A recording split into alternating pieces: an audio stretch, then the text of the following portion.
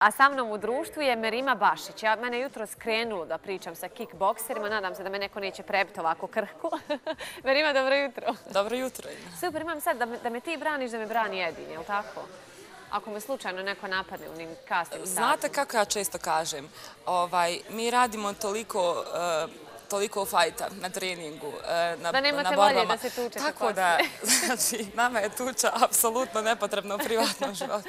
Šalim se u svakom slučaju. Evo, Merima, sa tobom smo davno još razgovarali u okviru našeg programa. Nema potrebe da te posebno predstavljamo našim gledateljima, ali smo se onako neformalno lijepo ispričale. Pričale smo i o predrasudama kada su u pitanju žene u ovom sportu. Pričali smo o tvojim treninzima, ali ono što je meni interesantno jeste da si ti zapravo završila bosanski jezik i književnost i da sad si zapravo možda trebala da budeš u učionici sa djecom, a ti si u suštini u ringu, je li tako? Pa znate kako, vjerovatno ću biti u učionici sa djecom kada dođe nekako vrijeme, zato kad budem imala adekvatne uslove. Ali ja pored toga naravno i radim. Ovaj sport je, možemo ga nazvati hobi, jel? Ali hobi ne iziskuje mnogo vremena, a ovaj sport iziskuje apsolutno sve vrijeme koje imate.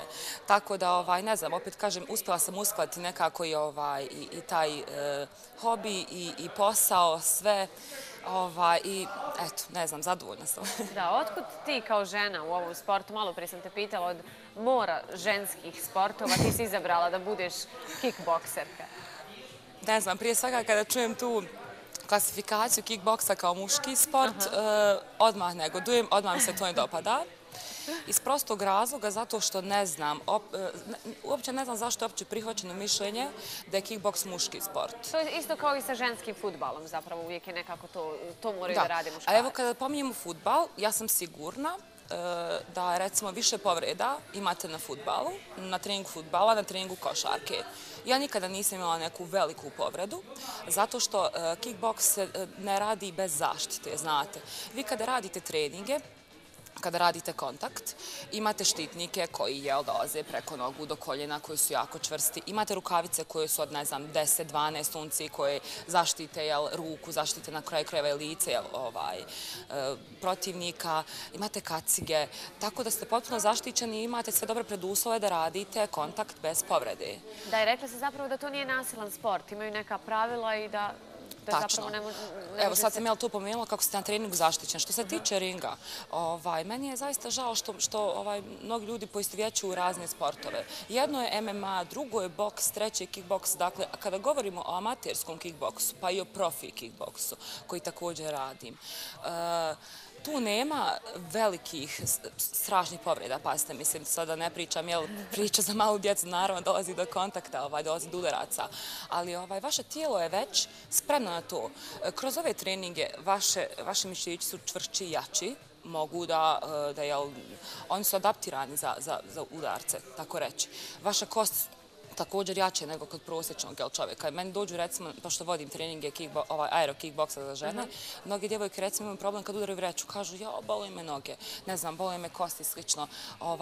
Posle nekog vremena one se apsolutno adaptiraju i na to ne osjećaju više bol, zato što su im i kosti ojačale. Tako da ne mislim da je uopće toliko nasilan u toj mjeri u kojoj se predstavlja kickboks. Jer i u ringu imate, naravno, sudiju. Da, postoje pravila nekako se moraju poštovati. Tako je, koji pazi, kada dođe, ne znam, naravno imate brojanje, imate knockdown, ukoliko, znači, niko vas neće pustiti da vi nekoga udarate bjesomučno, znate, pogotovo amaterskom. Da onako stres izbacite. Tako je, da. Vi ako napravite više udaraca, kada sudija primijeti da vaš protivnik ne može nastaviti borbu, dobije brojanje, ako ne može da nastavi, prekida se borba i to je to. Dakle, ne može doći do nekih...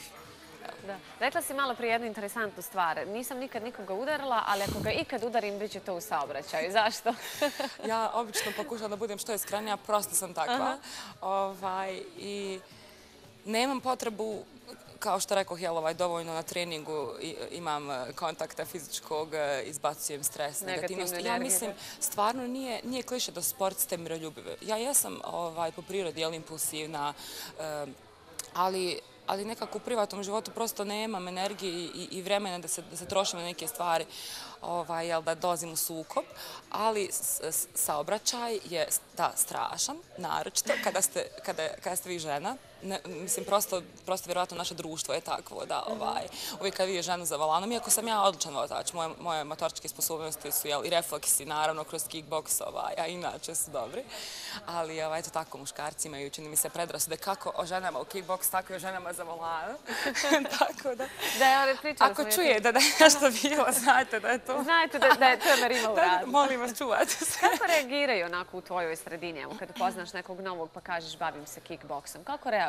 Da li te ispituju u smislu zašto to ili se možda malo i prepadnu ili te jednostavno shvatili kao da je to tvoj hobi, kao da treniraš bilo šta drugo, evo ne znam, košarku, gimnastiku, tenis? Pa iskreno rečeno, imam puno više podrške i puno više razumijevanja od strane žena, što me iznenadilo. Od strane muškaraca ne baš.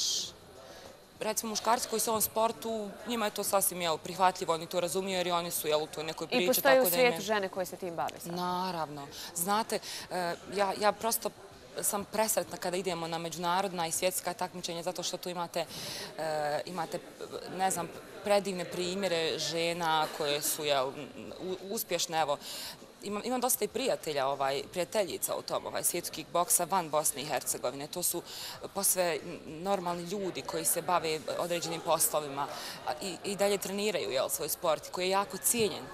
Vi kad dođete na ta takmičenja, kad vidite reprezentacije drugih država, prosto gledate u njih i mislite, ok, kad će kod nas doći taj level da se kickboks toliko poštuje i cijeni, ali sve nekako kreće od individue, zato što nemamo puno ljudi koji treniraju taj sport i ne možemo ga podići na viši nivo. Zato ja, kao sportistkinja, uvijek se trudim da budem dobar primjer i to mi, moram priznati, Bogu hvala, ide za rukom. Dobivam često poruke, ne znam, klinaca koji bi voljeli trenirati taj sport, djevojčica, naročito roditelja koji kada mene vide kažu, ok, super, ja bih volio da moje dijete to trenira. I to mi je najveća nagrada. Da, ali to je svakako lijepo, s obzirom na vrijeme u kojem živimo, lijepo je znati par tih nekih poteza, zlu ne trebalo, ali da se možemo odbraniti. Evo, spomenula si zapravo koliko je u svijetu ovaj sport popularan i koliko je normalan da se žene bave sa njim. Mi uvijek kasnimo u svemu, tako da nije ni čudo što zapravo si ti drugačija od ostalih u tom smislu, zato što si izabrala kickboks, ali imaš li podršku zapravo od države same, od institucija, od, ne znam, sportskih saveza, kada ideš na takmičenja, kako se finansiraš? Nećemo spominjati sponzore, znam da ih ima, ali opet sto inostrani. Pa nema ni sponzora, znate, ne moram ispominjati jer ih nema. Mislim, u biti to je sad neka podrška koja je u vidu određenih sredstava, ali nemate, teško je da to. Da, neke sponzore imam sada koji nisu uopće u BiH. Što se tiče toga, to je veliki problem. Nemamo, naravno, neku stalnu podršku institucija i svaki put kada idemo na neko veliko takmičenje, znate, to košta, pošto su takvi standardi da vi prosto morate, ako ovako organizira evropsko prvenstvo, vi morate spavati u hotelu gdje vam je i vaganje i slično, pa tu ne znam, tu su veliki, mislim, to nisu veliki troškovi, to je par hiljada, znate, ali to je za nas veliko, zato što se mi uvijek pokušamo sami finansirati. Evo sad kad smo išli na svjetski kup u Mađarsku, mi smo se apsolutno, osim nekih prijateljskih sponzorskih sredstava, sami finansirali. I to je ta neka cijena. Planiramo ići u oktobru u Rusiju. To je znači svjetski kup u Anapi. To je jedno veliko testiranje vaših sposobnosti u kickboksu vašeg grada, jer Rusi su apsolutno vodeći u svijetu kickboksa amaterskog. I naravno mi sad ćemo pokušavati nekako doći do sredstava, zamoliti nadležne institucije da nam nekako pomognu na taj način, tako da teško je kao i svakom sportu, ali kickboks je zaista zapostavljen.